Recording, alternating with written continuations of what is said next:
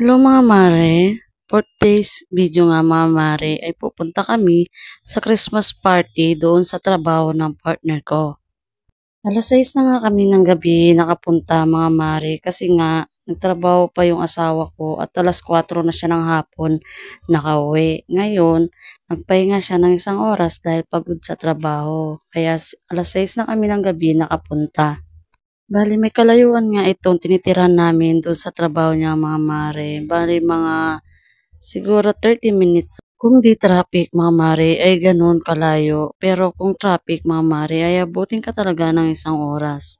Dahil ngayong gabi mga mare ay traffic kaya inabot kami dyan ng mga 40 o 50 minutes bago kami nakarating doon sa Christmas party ng partner ko. At ito na nga, nakarating na kami dito sa venue ng Christmas party nila. Bale, ito nga mga mare ay coffee shop ng amo nila. Pagdating nga namin dito mga mare ay nagpe-prayer meeting na daw sila. At saka yan, papunta na rin yung partner ko doon para tingnan kung nag-uumpisa na nga ang kanilang Christmas party. Ito nga yung coffee shop ng boss nila mga mare. Ayan o, ang ganda ng kanilang coffee shop. Tapos ayan, papunta na nga kami sa venue kung saan sila kakain na. Kaya pinatawag na rin kami nitong kumari ko ng asawa ng kasama sa trabaho ng partner ko. Pagdating nga namin dito mga mare ay nabutan na nga kami ng pinggan para daw makakain na. Nabutan na nga ako ng pinggan ng partner ko at pumila na rin kami dito para makakuha na rin kami ng pagkain.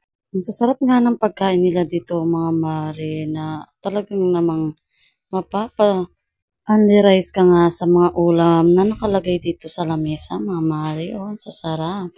Bali ito nga meron silang ang tawag nito.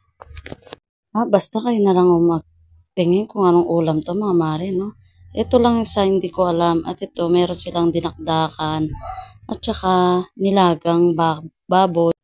Tapos nagpakuha nga ako ng sabaw dito sa partner ko. Sabi ko nga at dalhan niya ako ng sabaw kay masarap yung nilagang nilang baboy. At naghanap na rin ako dyan ng pwesto mga mare. Ito nga napili namin dito banda sa likod.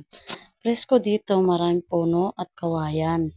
Tapos ito na nga yung nasa baso na yan, yun yung nilagang baboy. Tapos dyan na nga kami pumesto kasama ng 3 kong anak mga mare. Tapos ayan, kanina nakaupo kami.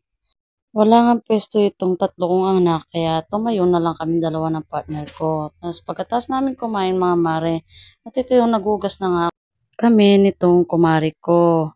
Bali siya nga ang unang nakita kong nagugas dyan mga mare, kaya tinulungan ko. Kasi nga ang dami niyang pinggan na hinugasan.